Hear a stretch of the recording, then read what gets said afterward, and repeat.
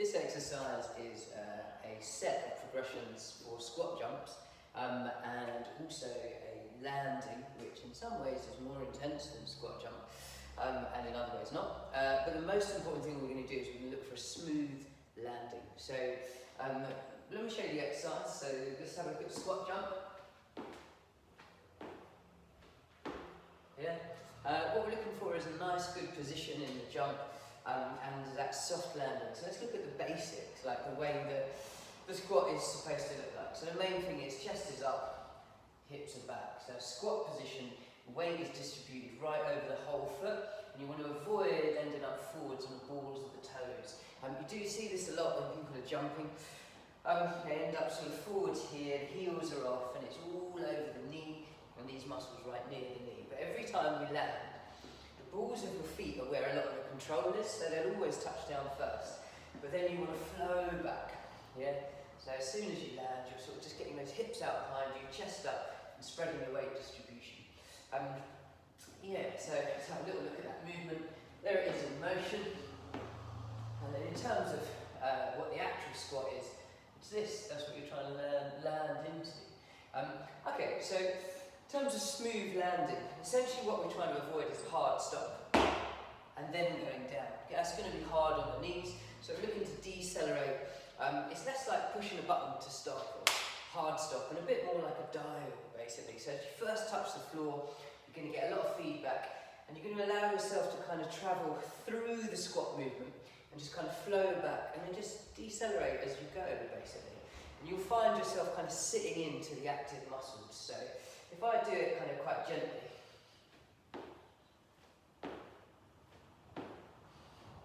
yeah, and it's don't really sort of switch on tons and tons of strength until I'm already kind of falling through it, and the amount that I'm kind of resisting falling through it or decelerating and setting myself into this position is kind of quite quickly turning up, but very smoothly.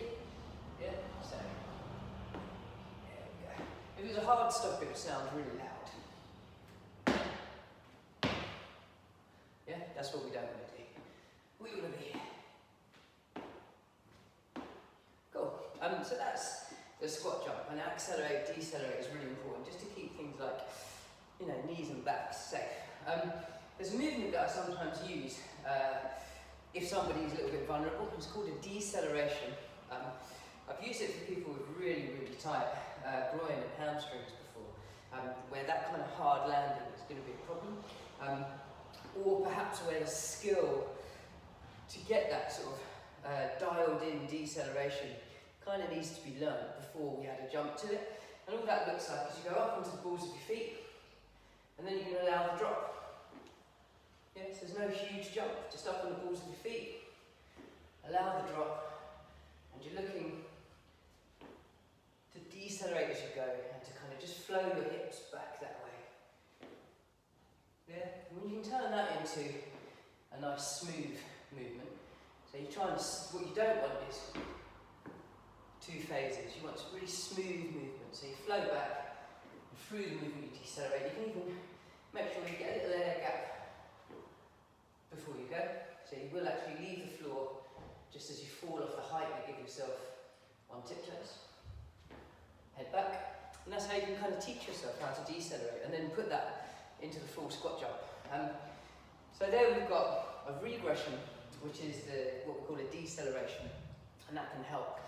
It's an interesting movement actually, acceleration, deceleration, change of direction. So it can either help someone learn to squat jump smoothly and without damaging knees or back, or it can be an exercise all on its own for somebody where that kind of movement, that deceleration is useful, but the squat jump is never going to be appropriate. So we can use it on its own or as a kind of step in progressing.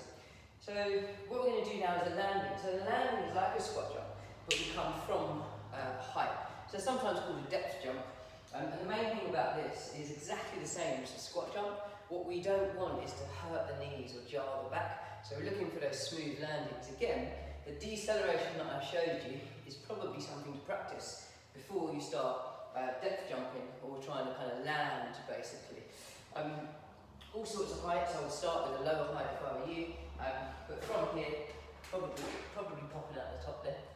But looking for a really nice smooth landing. Again, what you're looking not to do is land hard and then move again. You're looking to not jar, there you go, looking to not jar any of these muscles, not to aggravate any of these muscles, and so you don't want a hard stop. Not only could you hurt the knees, you could tug muscles, so you want to be falling through that, just like the deceleration where you're dialing up, slowing it down, but not all at once. Yeah? Simple as that, really. So here's your depth jump. Yeah, nice and smooth. There's your squat jump. And your kind of learning tool, or regressed movement, if neither of these will ever be appropriate because of knees, backs, or really, really tight muscles. Here's your regression, your learning tool. It's a deceleration. Just for getting used to decelerating on the landing. There you go. So that's how to do smooth plyo in the lower body. You can apply that to lunge jumps and things like that too, learning off of that deceleration. Yeah, let us know anything you want. Do subscribe and follow.